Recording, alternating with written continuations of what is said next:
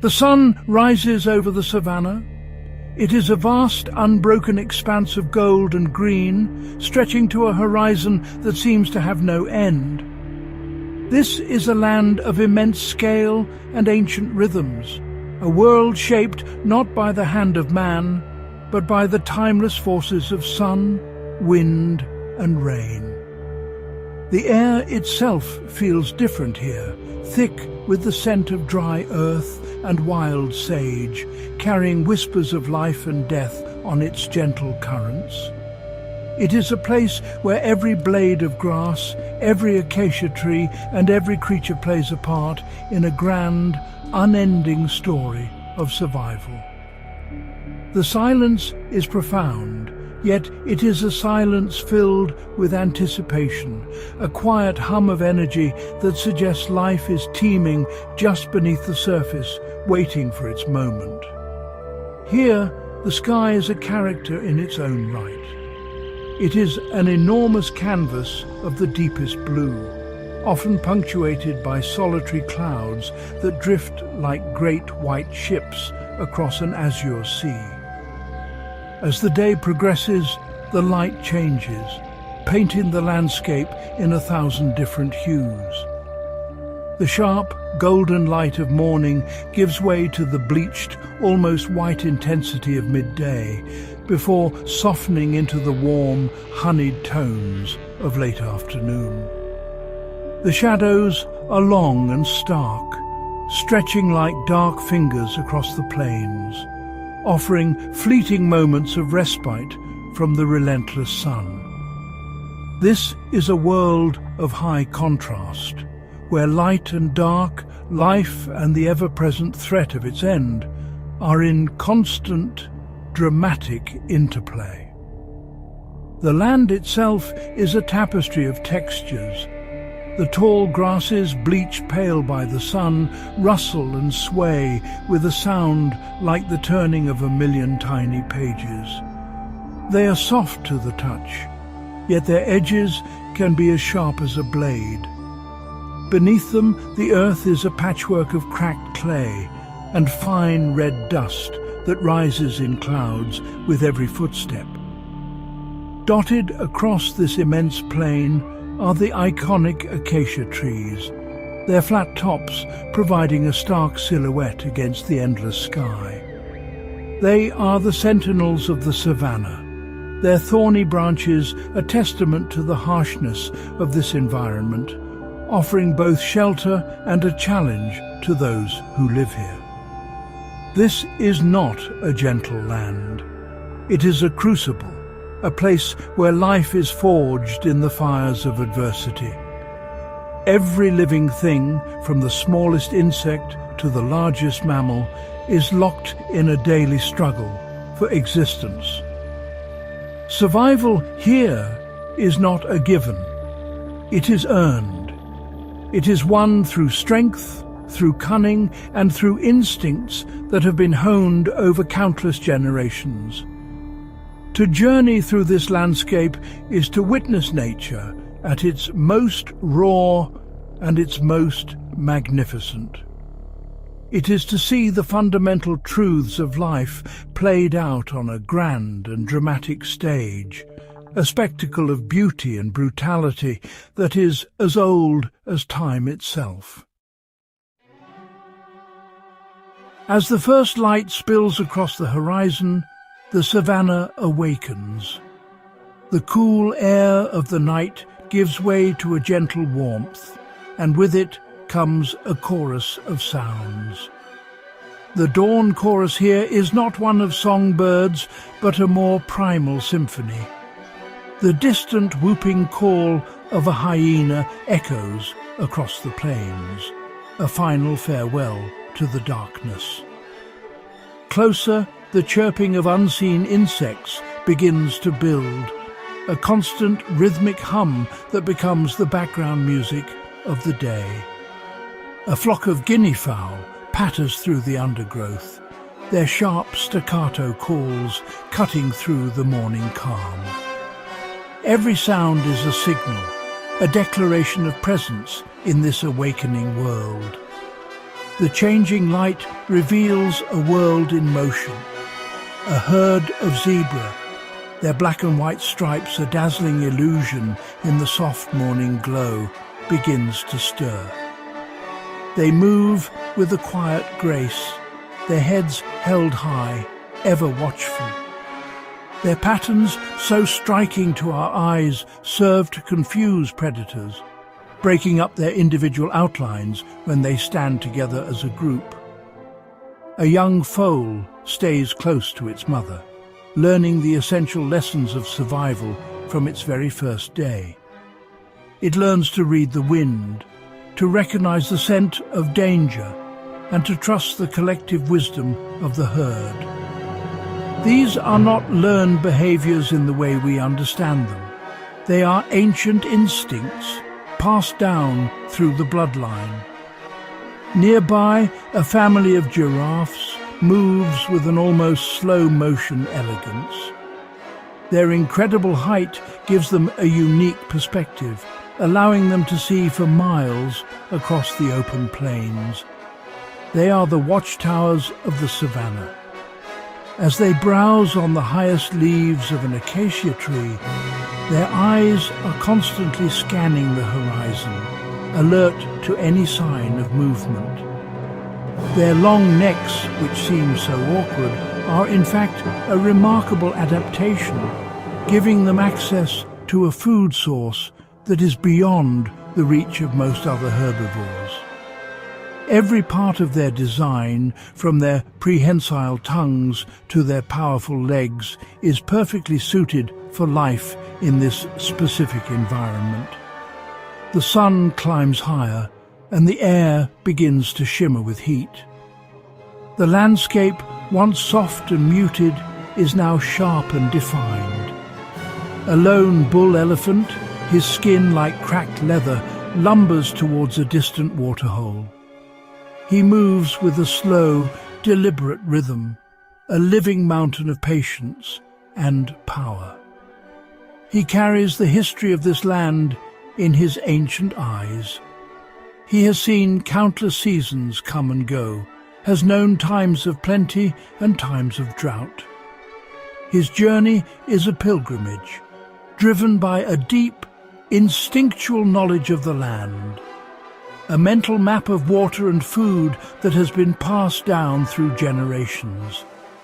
The savanna is now fully awake, and the daily drama of survival has begun. In the savanna, to be seen is often to be vulnerable. Survival for both predator and prey can depend on the art of not being seen at all. It is a world of masterful illusion and deception, where the line between animal and environment blurs. Look closely at a patch of dry grass. It seems empty, unremarkable. But wait. A subtle flicker of an ear, a twitch of a whisker, and the grass itself seems to take form. A lioness lies low, her tawny coat the exact shade of the sun-scorched vegetation that surrounds her. She is a part of the landscape, a patient, golden predator, utterly invisible to the unsuspecting herd of wildebeest grazing just a few hundred meters away. This mastery of camouflage is not limited to the great hunters. Prey animals, too, have evolved incredible ways to blend in. A tiny steenbok, a small antelope, will freeze at the first sign of danger. Its reddish-brown coat melts into the color of the soil and the low scrub. It remains perfectly still, its heart pounding, relying on its stillness and its color to shield it from a predator's gaze. Even its young are born with an instinct to hide. A mother will leave her fawn concealed in thick grass for hours at a time, returning only to feed it. The fawn knows, without ever being taught, that its greatest defense is to remain motionless and silent, a secret kept by the savanna itself. The world of insects and reptiles offers even more extraordinary examples of this art. A chameleon clings to a branch, its skin a perfect imitation of the leaves and bark around it. It can change its color not just for camouflage, but also to communicate and regulate its body temperature. It moves with a slow, rocking motion, mimicking a leaf swaying in the breeze, a ghost in its own world. On the ground, a puff adder lies coiled, its intricate pattern of chevrons and diamonds making it almost indistinguishable from the dry leaf litter. It is a deadly trap, a patient hunter that waits for its prey to come to it, relying on its disguise for a lethal advantage. This constant game of hide and seek defines the very fabric of life here. Every creature has developed its own strategy, its own unique way of manipulating the perceptions of others. A leopard's spots break up its outline in the dappled light of a tree canopy. A scrub hare's speckled fur makes it vanish against the stony ground. This is evolution in action, a silent, ongoing arms race between the seen and the unseen. The savanna is a stage for this grand illusion, where survival depends not just on strength or speed, but on the ability to become one with the world around you, to disappear in plain sight. High in the branches of a sausage tree, a predator waits. This is the domain of the leopard, the master of stealth and solitude. Its spotted coat, a breathtaking mosaic of black rosettes on a field of gold, renders it almost invisible in the dappled sunlight filtering through the leaves. Here, suspended between earth and sky, it rests, conserving its energy for the hunt that will come with the fading light. The leopard is the epitome of patience. It can remain in the same position for hours, its powerful muscles relaxed but ready, its yellow eyes missing nothing of the world below.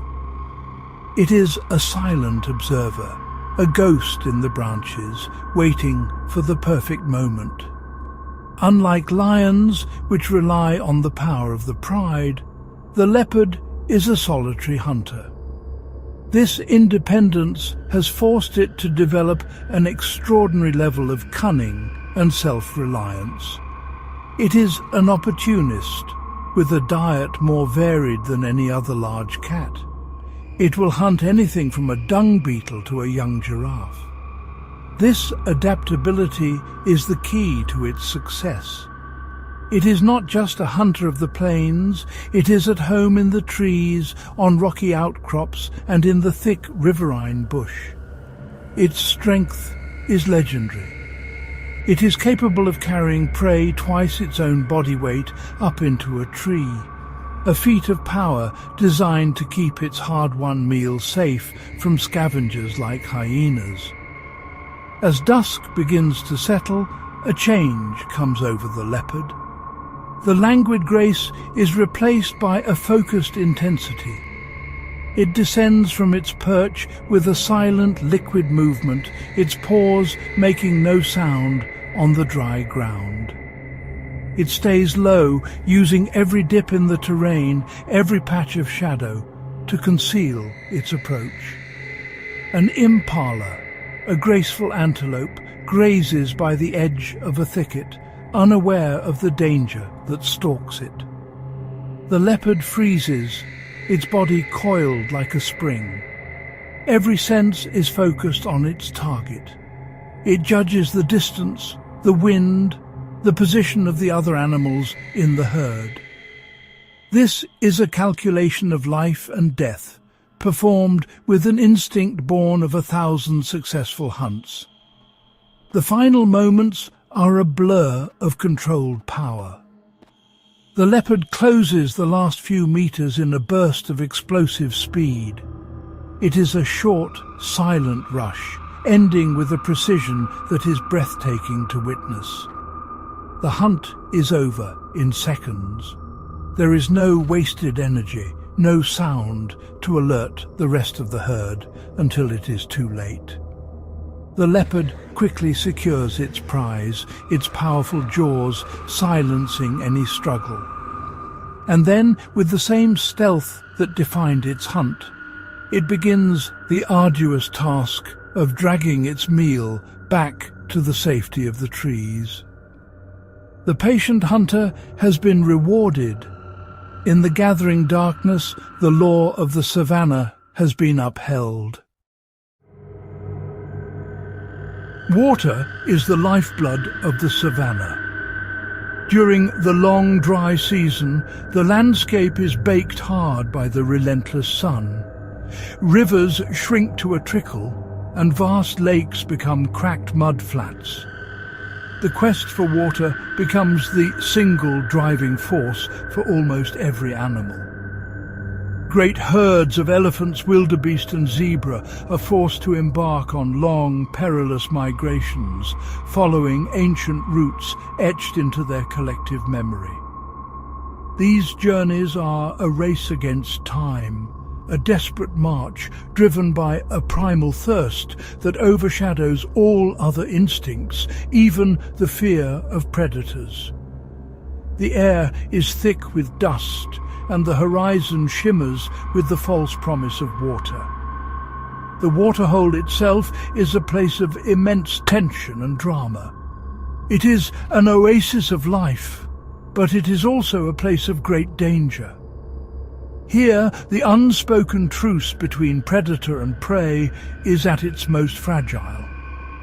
A herd of Cape buffalo approaches the water's edge with extreme caution. They are formidable beasts, armed with massive curving horns, but even they are vulnerable. They drink with their heads down, but their eyes are constantly scanning, their ears twitching. The herd presses close together, finding safety in numbers. The older, more experienced animals stand guard, facing outwards, a living wall of muscle and horn protecting the younger members as they quench their thirst. For smaller, more solitary animals, the journey to water is even more fraught with peril. A warthog family trots nervously towards the muddy bank, their tails held high like antennae, signalling their unease. They drink quickly, snatching brief sips before darting their heads up to check for danger. They know that this is where the hunters lie in wait. In the murky water itself, another predator bides its time. The log-like form of a Nile crocodile rests just below the surface, only its eyes and nostrils visible. It is an ancient reptile, a patient hunter that has been using this same strategy for millions of years. It waits for an animal to come just a little too close to let its guard down for just a single moment. The tension is palpable. The air crackles with a silent, nervous energy. A giraffe, with its long, vulnerable neck, must splay its front legs in an awkward, unsteady posture to reach the water. In this position, it is clumsy and off balance, an easy target. It drinks in short, hurried gulps, its large eyes wide with apprehension, before quickly regaining its footing and moving back to the relative safety of the open plain. The waterhole is a microcosm of savanna life, a place where the desperate need for survival forces enemies into close proximity, and where a single moment of carelessness can mean the difference between life and death. The great thirst is a powerful, unforgiving master. In the vast open spaces of the savanna, there is often nowhere to hide. For the great grazing herds, the primary defense against the ever-present threat of predators is not concealment, but community. A single wildebeest or zebra is vulnerable, an easy target for a coordinated attack by lions or hyenas. But together they form a powerful, collective entity. A herd is more than just a collection of individuals. It is a superorganism, a living fortress with 1,000 pairs of eyes and ears, all working together for the common good. The safety of the one is dependent on the vigilance of the many. The social structure of these herds is complex and fascinating. Within a herd of elephants, the entire group is led by a matriarch, the oldest and most experienced female. She is the repository of the herd's collective knowledge. She knows the location of every waterhole, the best grazing grounds, and the safest routes through dangerous territory. The other females in the herd work together to protect the young. When threatened, they will form a defensive circle, with the calves in the center, presenting an impenetrable wall of tusks and trunks to any predator foolish enough to attack. This is cooperation in its purest form, an instinctual bond that ensures the survival of the next generation. Among the plains zebra, their dazzling stripes serve a collective purpose. When the herd moves together, the massive shifting patterns can confuse a predator, making it difficult to single out an individual animal. This is the principle of motion dazzle. It is a visual defense that relies on the group. If a predator does manage to attack, the herd does not simply scatter. The stallion will often charge the threat, kicking and biting, while the mares rally to protect the foals. They understand on a deep, instinctual level that their strength lies in their unity. To abandon the herd is to invite almost certain death. This principle of collective security extends even to the largest and most formidable of herbivores. A herd of Cape buffalo, often numbering in the hundreds, is one of the most dangerous collections of animals in Africa. While they may appear placid as they graze, they are notoriously unpredictable and fiercely protective of their own. If a lion attacks one of their members, the entire herd may turn and charge. They have been known to actively hunt and kill lions that have preyed upon them. This is not just defense. It is a coordinated, collective retaliation. In the world of the Savanna, the herd is not just a family. It is an army.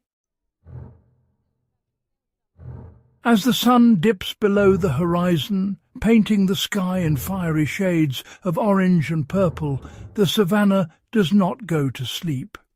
Instead, it undergoes a profound transformation. A whole new cast of characters emerges from the shadows to claim the night. The air cools, and the sounds of the day are replaced by a new, more mysterious symphony.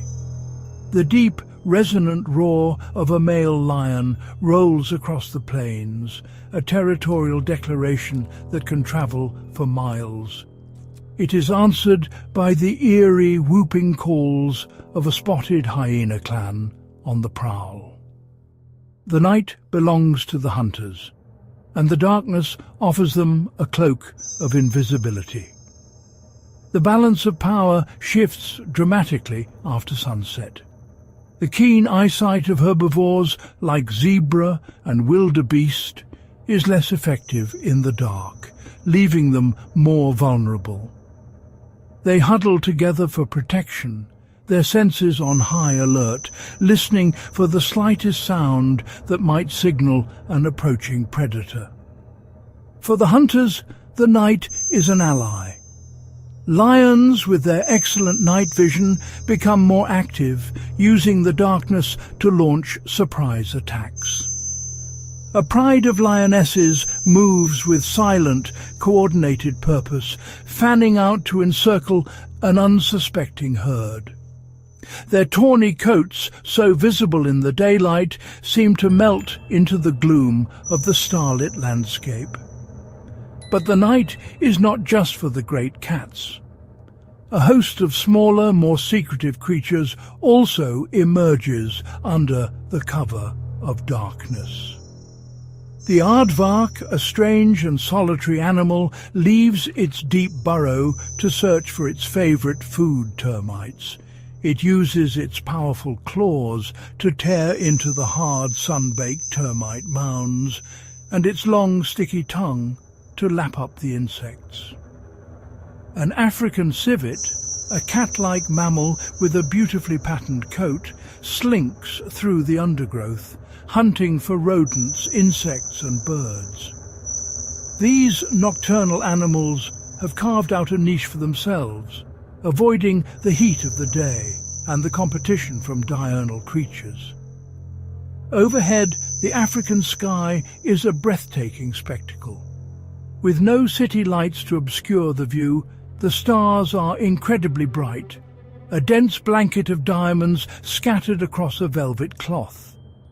The Milky Way stretches from horizon to horizon, a luminous river of light. For the creatures of the night, this celestial display is a constant companion.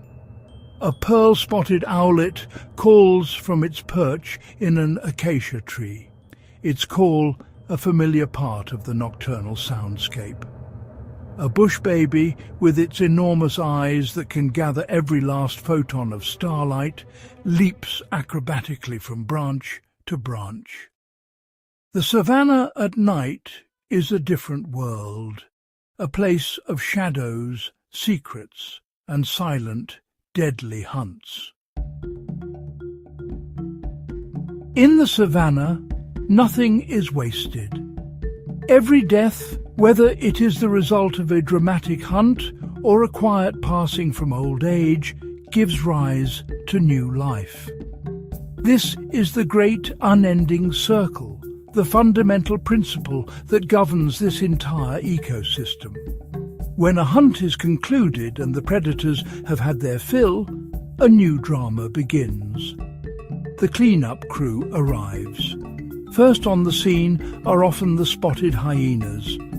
Far from being mere scavengers, they are powerful and intelligent hunters in their own right. But they are also supremely efficient opportunists, and their powerful jaws can crush bones that other predators leave behind, ensuring that every last scrap of nutrition is consumed. Once the hyenas have moved on, the vultures descend. They are the sentinels of the sky, soaring on thermal currents high above the plains, their incredible eyesight allowing them to spot a carcass from miles away. Different species of vulture have different adaptations. The large, lappet-faced vulture, with its powerful beak, can tear through the tough hide of a large animal. The smaller white-backed vultures follow, feeding on the softer tissues. Finally, the slender-billed hooded vulture picks at the last remaining scraps. They work together in a rough hierarchy, a highly effective team that sanitizes the landscape, preventing the spread of disease. Even after the vultures have finished, the process is not over. The smaller, often unseen, custodians of the savannah get to work. Marabou storks, with their grim, undertaker-like appearance, stalk around the remains, picking up any small morsels that have been overlooked. On the ground, armies of insects arrive. Jackals may sneak in to snatch a stray piece of bone. Beetles, flies, and their larvae consume the final traces of flesh until only the bleached white bones remain.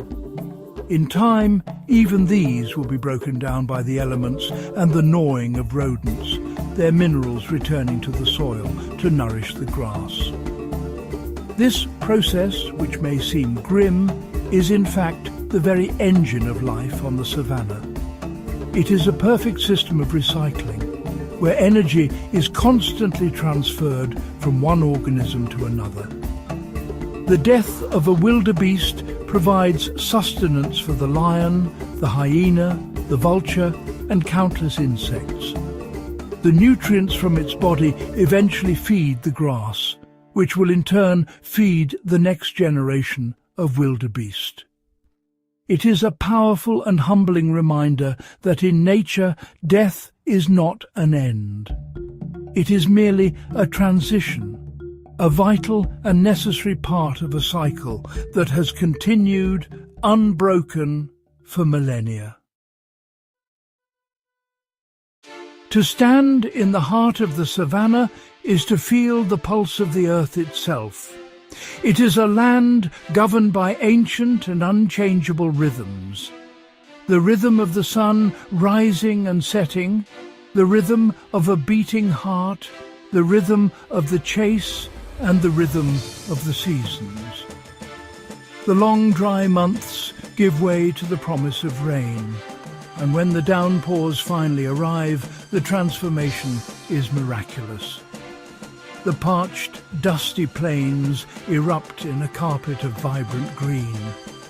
Life, which had been clinging on by a thread, returns with explosive force.